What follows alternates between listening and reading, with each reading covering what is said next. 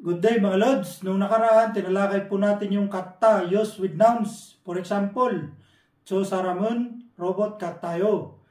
That person is like a robot. Ngayon naman, ang tatalakayan natin, kata pa rin mga Lodi.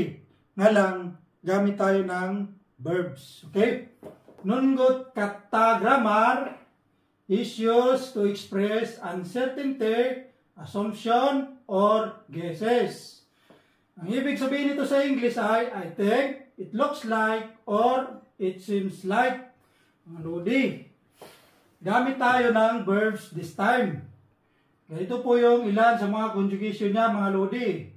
Verb stem plus nungot kata ay present tense po yan, mga Lodi. Nungot kata.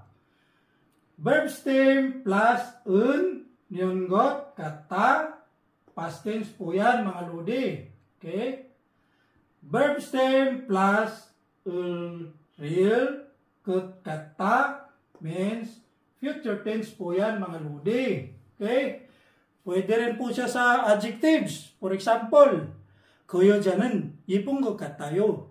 I think that girl is beautiful. Okay? Example number 1. 친구가 공부하는 것 같아요. Okay? I think my friend is studying. Okay? Ang verb niya, gumbuhada, mga Lodi, to study. Okay? Tinanggal natin yung da. Ito na po yung verb stem niya.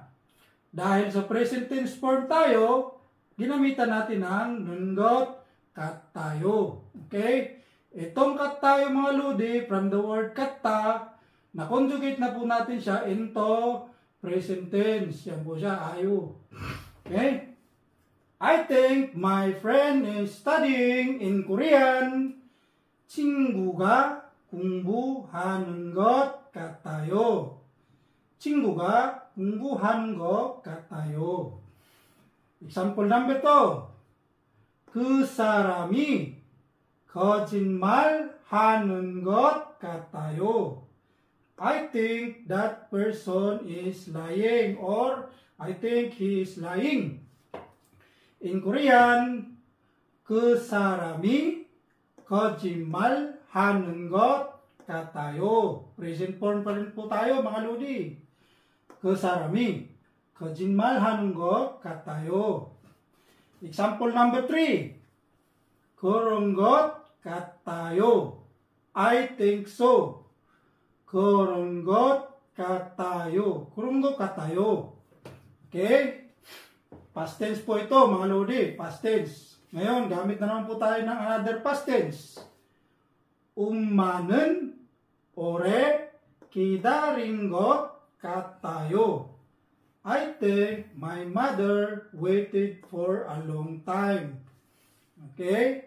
Napapansin nyo, past tense po yan, mga Lodi. Pag ganyan got, katayo. I think my mother waited for a long time. In Korean, 엄마는 오래 기다린 것 같아요. 엄마는 오래 기다린 것 같아요. Okay? Gamit na po tayo ng future tense, mga Lodi. Number 5. 내일 비가 올 것 같아요. It looks like it will rain tomorrow. Okay? 내일 비가 올 것 같아요. 내일 비가 올 것 같아요. Okay? Example number 6. Gamit pa rin po tayo ng future tense. 우리 누나는 다음 달에 결혼할 것 같아요. My older sister seems to be getting married next month. Okay? 우리 누나는 다음 달에 결혼할 것 같아요. 우리 누나는 다음 달에 결혼할 것 같아요. Okay? Yan lang po, mga Lodi. Maraming salamat po sa inyong pag-like, pag-share ng aking video.